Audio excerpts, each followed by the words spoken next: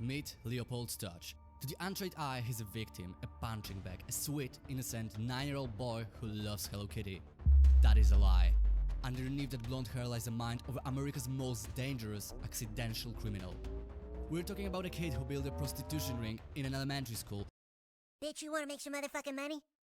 Engaged in a biological terrorism for profit and collapsed a global economy with a smile on his face. He isn't a victim, he's a financial predator, and today we're auditing his books. Welcome to the dark side of Butters. Before we look at the crimes, we have to understand the psychology. Butters is the most suppressed human being on earth. He's grounded for breathing, he's terrified of his father. And what happens when you suppress a genius? They find a loophole. Unlike Eric Cartman, who schemes to be evil, Butters stumbles into absolute power. He doesn't want to rule the world, he just wants to survive. And that desperation makes him the perfect CEO. Okay, let's open a file on his first major enterprise, the Kissing Company. It all started with a simple transaction. Butters paid Sally Darson $5 for a kiss to protect his reputation, but then he saw the arbitrage.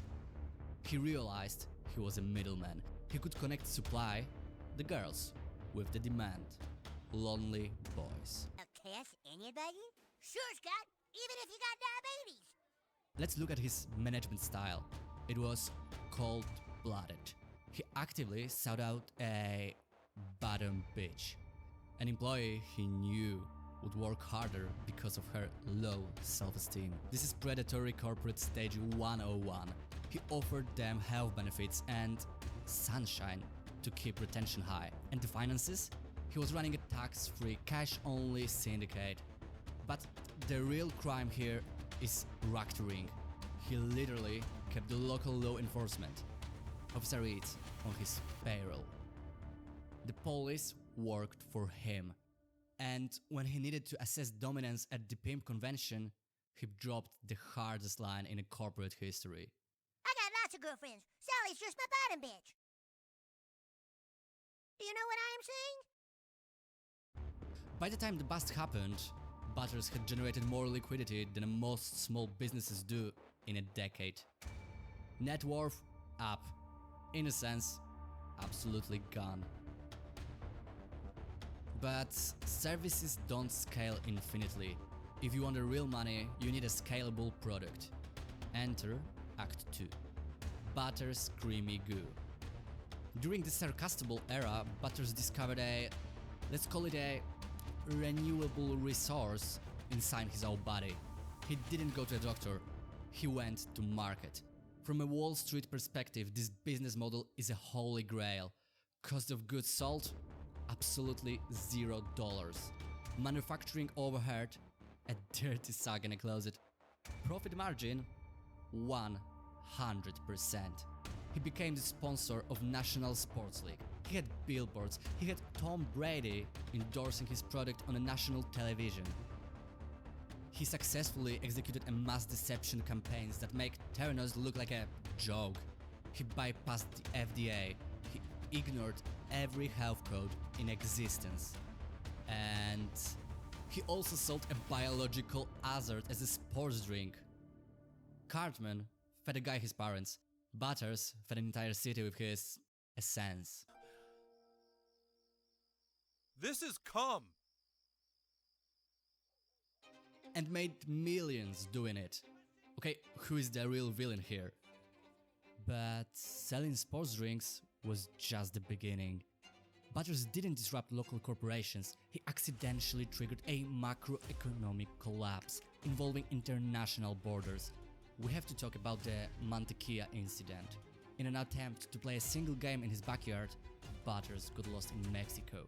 Most kids will call their parents. Butters? He reinvented himself as a messianic figure. He became Mantequilla, the last of Mexicans. And this is where the audit gets terrifying. He didn't steal money, he stole the labor force. By convincing millions of workers to return home with him, Butters single-handedly halted the US service industry. Construction sites empty, restaurants closed.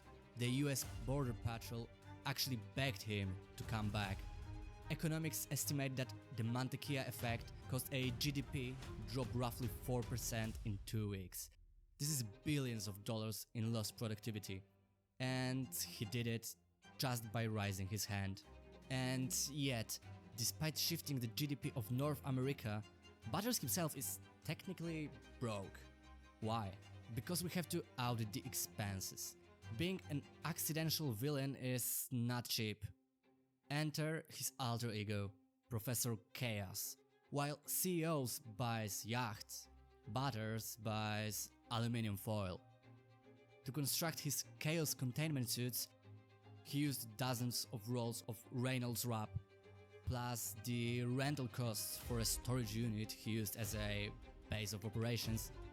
And let's not forget his payroll. He employs a full-time henchman, General Disarray.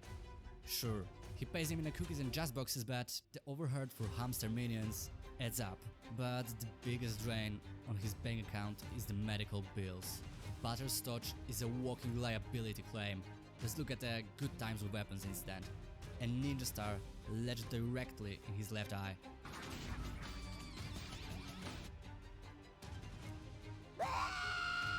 In an American healthcare system, that surgery alone is easily $50,000.